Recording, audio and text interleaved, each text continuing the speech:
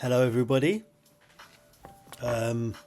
welcome to my,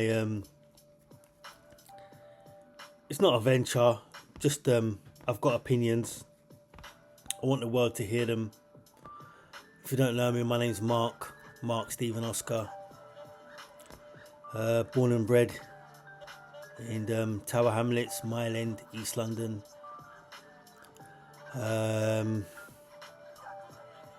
You know, been through ups, been through downs, and I want to share some of my experiences and my opinions with you. Now today, what I'm going to be speaking on is, in this first episode,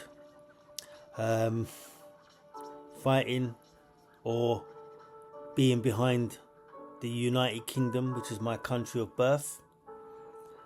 Also, I wanted to cover Lee Anderson, I'll call it, and I also wanted to speak about what I said, or about a conversation I had with my mother about my intentions in life. Now that being said, let's tackle what I said last.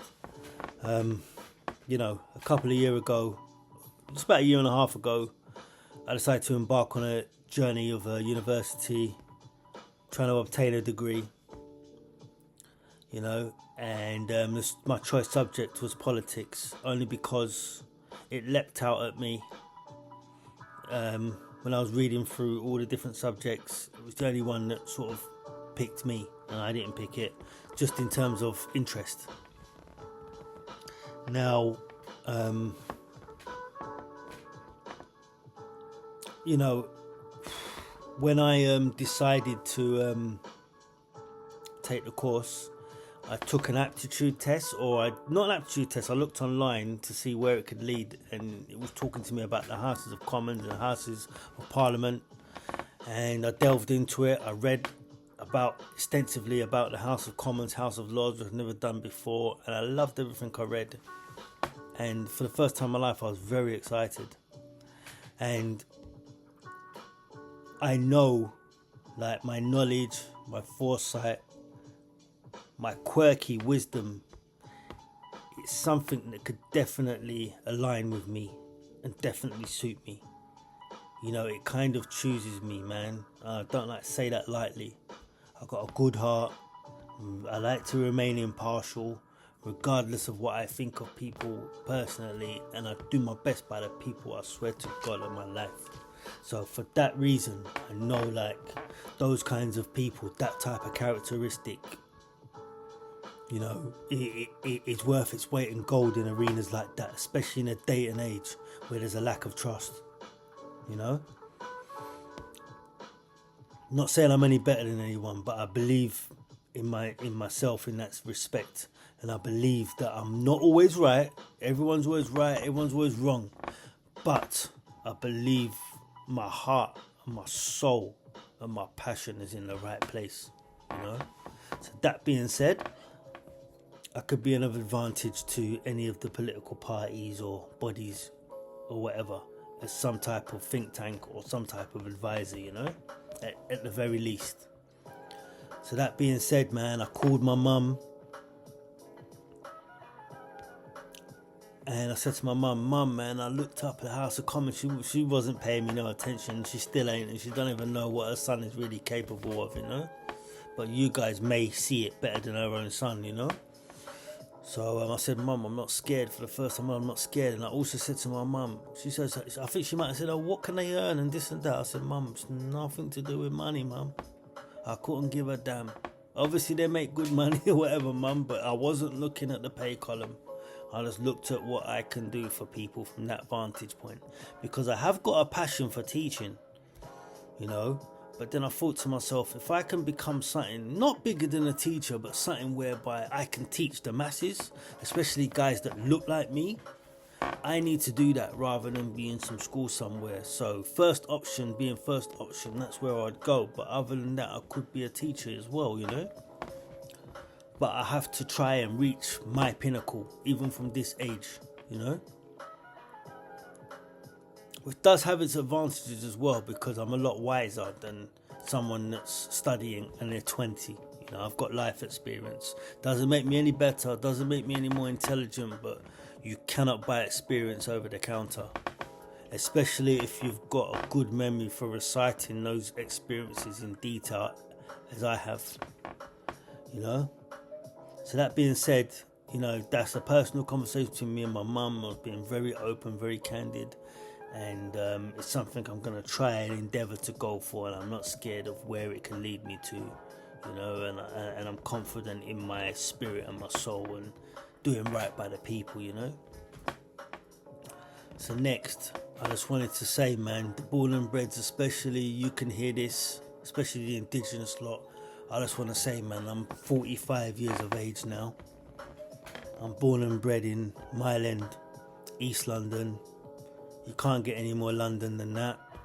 You can't get any more East London. You can't get any more in the heart of it than that, you know. And you can't begrudge me that, right? And I just wanted to say, like,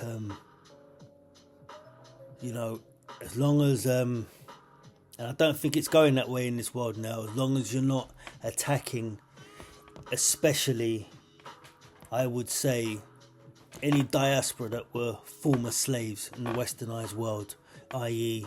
Afro-Brazilians, Colombians, Spanish Caribbeans like me or whatever, American blacks, whatever. They're my First Nation, and sort of the West Africans as well, and Africa as a whole. As long as you're not attacking them and it's race-based, I'm proud to say I will fight for my country. No messing around. I will fight for England. As long as you're not up against those people, which I don't think you will be moving forward. But ideologically, I fight for England. Yeah, as long as you're not attacking those people, which I don't think you will be.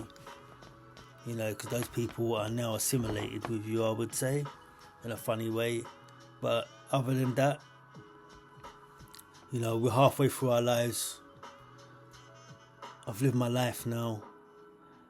And, you know, there's some British, especially white people, they're the nicest people in this world. People keep gaslighting you, making you think you're pieces of whatever.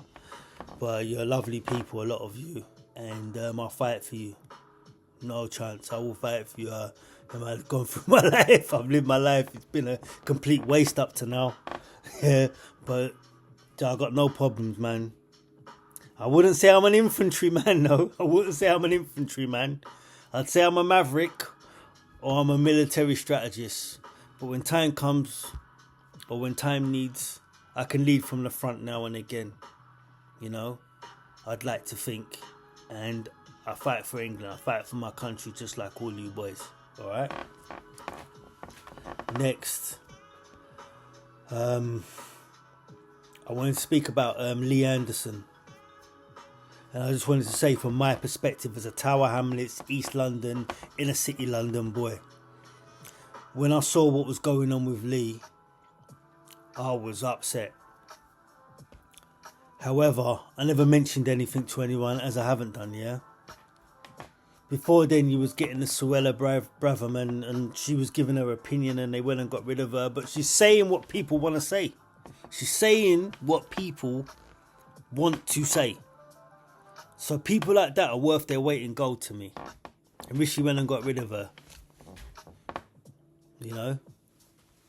Scumbag. That was a scumbag move. Anyway, right. I just wanted to say, like, growing up in Tower Hamlets.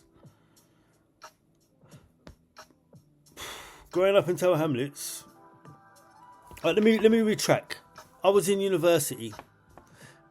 Now, my lecturers, I'm sorry, they have a curriculum to follow, especially centered around me, and they are monitored and they are made to speak about certain subjects and use certain words. I'm sorry.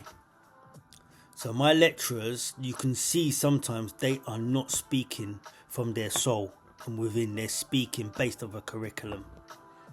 So guys, we're getting explained to us an explanation of the left wing, centre, right wing. We get to right wing now, and you know, you get the Islamic extremism, you get the white supremacists, so on and so forth.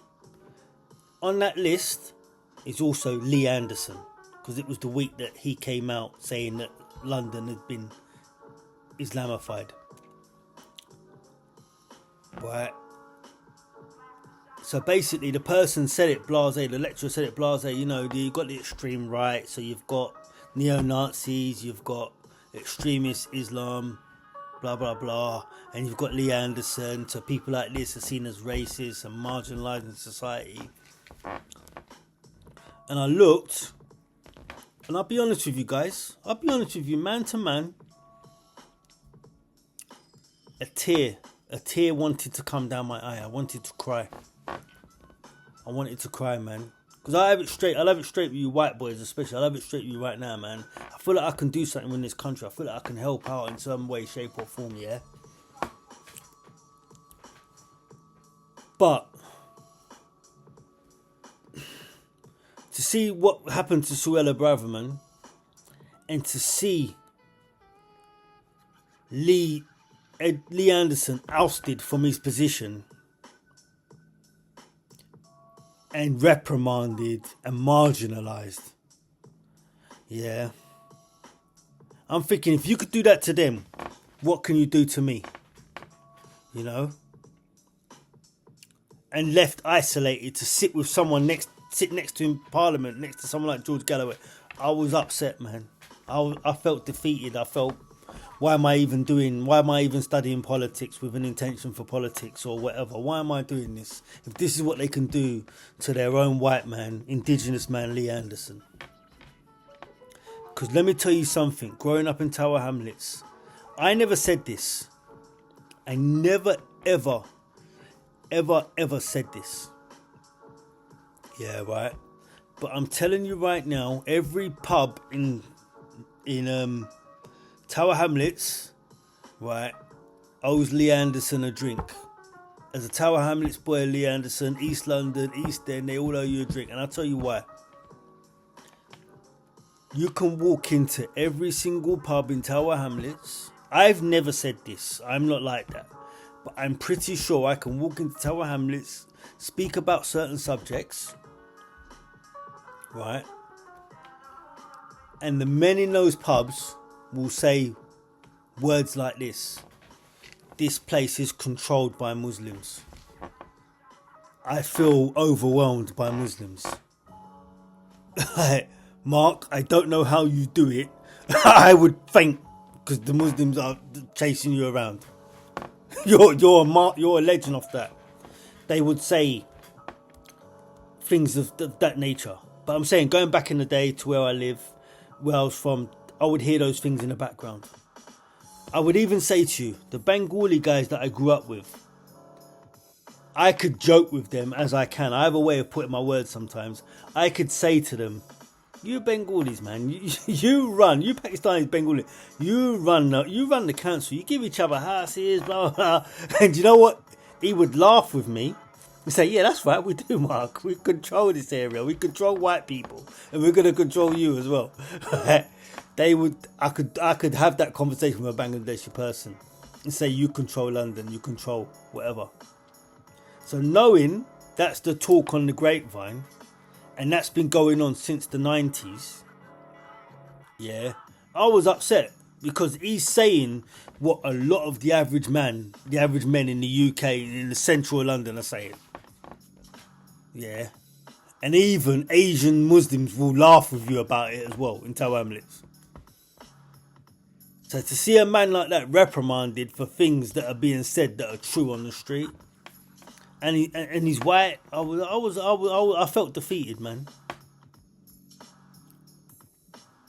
And yeah, I'm going to tell you something, Muslim. I'm going to give you something a little, man. The estate I grew up in East London, Roman Road, Lamfranc Estate. So you don't get any more East London than that, right? So certain isms would have rubbed off on me, right? You don't get any more London, Lamfranc Estate, Roman Road, right? I remember, like, it's the most racist thing I ever heard. everyone's got their own measuring stick, but this is the most racist thing I ever heard. Obviously, I went to a primary school where it was predominantly white kids and a few black kids and a few Bengali, but not many, 2 or 3, right? As many as there were black, right? But it was mainly white, yeah? And I remember, like, on my Lanfranc estate, like, one of the elders, I can't remember who it was, they would have been an adult. This would have been 1989, 1990, before I went secondary school. And I remember him saying, they might have said the P words or whatever, and they was like, oh, those kids are playing, oh, look at all those kids playing in the whatever and all the rest of it on the grass or whatever, right? And I looked and I thought, as an 11-year-old kid, wow, why are they having a go? It's just kids playing. We don't never play with those kids, but why are they doing that? And then I don't think it was me that asked it, but my question got answered by someone, and the person responded, and this was in 1989, he said, they are kids, they are beautiful, they're lovely, or whatever, but when they grow up and they have kids that have kids that have kids, where are they all going to go? This place is going to be like turned into a mayhem and it's going to be overrun. That's what the man said in 1989. I can remember it as clear as day, vividly. Now, I'm not going to answer that. I'm not going to answer whether or not what he prophesied is true. I'm going to leave that up to the residents of Tower Hamlets. But that's what the man said in 1980, whenever, 88, 89, 87, whatever, you know. But that to me was the most racist thing I ever sort of heard growing up as a kid, you know. But yeah, going back to my case in point, yeah, like, to be honest with you, what Lee Anderson said is what most guys say in the area that I grew up in. And to me, he's just a normal, lovely, working class man that loves his country. And for him to get put down and marginalised as racist, I just couldn't agree with it. I can't agree with it. It messes with my makeup as a person. Like, there's a lot more worse people than that, and at the time I wasn't watching GB News, so I didn't know he had a show and he's still getting on in life. He's still doing quite well. I thought he was finished, but he's doing quite well. I thought he was done, and I was petrified for a new career, and thinking this is what I was brought up in, and the things he was saying are a lot of people, I'm not saying I agree, but a lot of people, I can walk into any pub in Tower Hamlets and they will say exactly what he's saying, man. And I can joke with it with Asian Bengalis and say those things, you know. So what he was saying, man, like, come on, man. If we ain't going to speak truth and whatever to each other, how are we going to get onto the next stage? This is what these guys saying. I can walk in a pub with an undercover camera, talk to after guys, and they will say what he was saying. Do you know what I mean? And be able to joke with the Muslim guys about it as well, and they will say the truth and say that. You know? So I was very, very extremely disappointed that I was in a university with people that ain't born and bred and lived it like me in central London. Gone to school, whatever, in central London, and they label this man in the right wing column. No chance. No chance is he alongside neo-Nazis and whatever extreme movements. No chance. That means every single man in those pubs in Tower Hamlets is the same. So that being said, Lee Anderson, you should not be paying for a drink in central London, because all those men are two-faced. They all agree with what you're saying. A lot of them will say what you're saying, Lee, or what you were saying. And I was shocked and saddened by it, because I thought, rah, someone like me with mild Tourette's, what's going to happen to me? What would they do to me? If they do that to Lee Anderson, what would they do to me? You know? Right, so that concludes my first episode of Three Tings. So we've covered what I said to my mum and my sort of intentions in life. moving forward. We spoke about, I'd fight for England if need be, and also just covering next the Lee Anderson, and the Suella Braverman. Well, I wasn't happy about it at all, man, what they done with Lee Anderson, man, and the way they tried to vilify him, It was shocking, and just because where it is, man, it's just like a lot of guys in my area. I've never been like that myself personally, but a lot of guys, like, they say what he says. I mean, they say what he says, and I ain't spoken to people for years, so that would have only magnified right now with what's going on, so yeah, I had to get that out, man. I've been wanting to get that out for a while, but good thing I got to see. I've been watching GB News the last few months, and they speak my language, and I just, if I never watched it, I would have not known what Lee Anderson was getting up to and how he's still getting on. I would have thought he was in the doldrums and done and finished, And I wish him all the best. And every drink should be free for this man. Yeah, because don't hide. This is what people say in Tower Hamlets. Come on, this is what they say. And I can say the same thing to a Muslim Bangladeshi guy that's grown up in the hood. He will concur and he will laugh about it off camera. Yeah. So anyway, that concludes what I had to say on my first episode of Treatings. I hope this message reaches you well. Once again, deliver this message straight to your heart because it's from mine. Love, one.